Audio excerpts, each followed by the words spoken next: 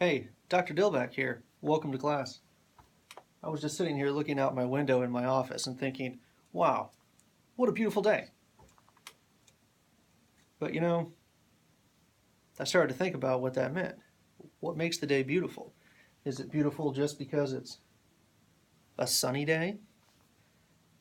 I don't think that can be it, because a rainy day can be beautiful. A snowy day can be beautiful. A stormy day, a cloudy day. Is it because there's trees? Is it because the grass is green here in the late summer? Those are beautiful things. But the fall is beautiful too.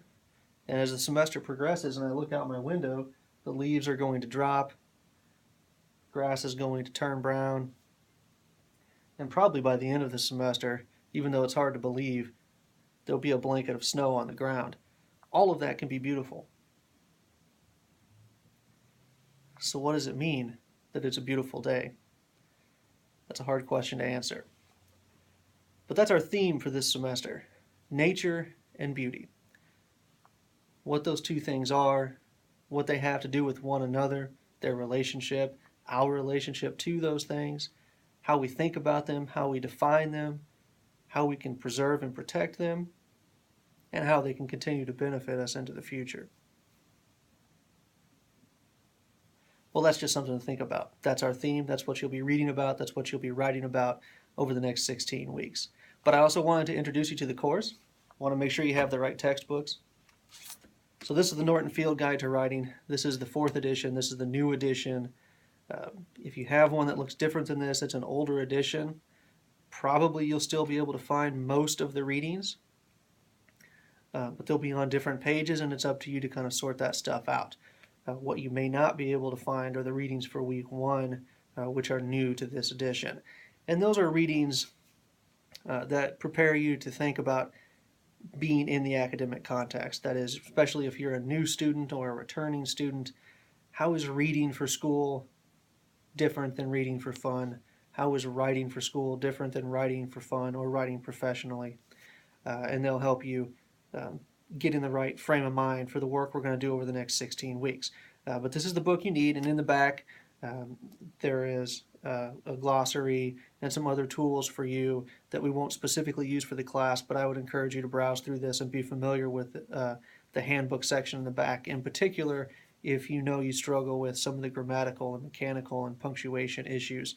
That handbook will be helpful to you. The other book is the Norton Reader. And again, this is the new edition. It just came out, so if you have a book from a previous class, it might have a red cover on it. That's the 13th edition. This is the 14th edition. I think all of the readings that I selected for this semester are in both editions. So if you have that older edition, again, you should be able to find the readings. The one exception, I think, is the Edward Abbey piece. It's best to have the new versions of the books. The good news for you is if you buy those new versions, you'll use these for English 2, 3, 6, 7 in a future semester as well. So you get to double your money on that.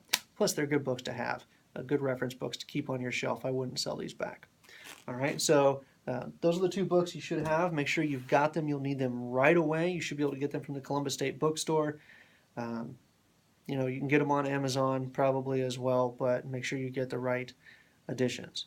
Okay, so for this first week, you've got a discussion board. I'm just asking you to talk a little bit about your own writing process, and what I mean by that is, where do you like to do your writing? What time of day? Are there certain foods you like to eat? Is there certain music you like to listen to? Do you lock yourself in a dark, quiet room? Do you like to write in a notebook with a pen or a pencil, or do you like to go straight to the computer? How do you do it? What is it that works for you? And if you haven't thought about this before, then this is a great chance to start. You need to be aware of your writing process. Where do you go to write? When do you write? What other things are you doing while you're writing to be successful? And if you're not successful, then you can look at those things and decide, maybe I should change something in what I'm doing so that I can be more successful, right? And that applies to any of the work that you do all the time, of course. So that's just something I want you to think about in your weekly writing. And in the discussion board, you're just going to introduce yourself to one another. and hopefully it'll be a good start to the semester. If you need anything, feel free to email, of course. And if you haven't watched the tutorial videos, make sure you watch those tutorial videos so you understand exactly how to post the work for the class. All right? Have a great semester.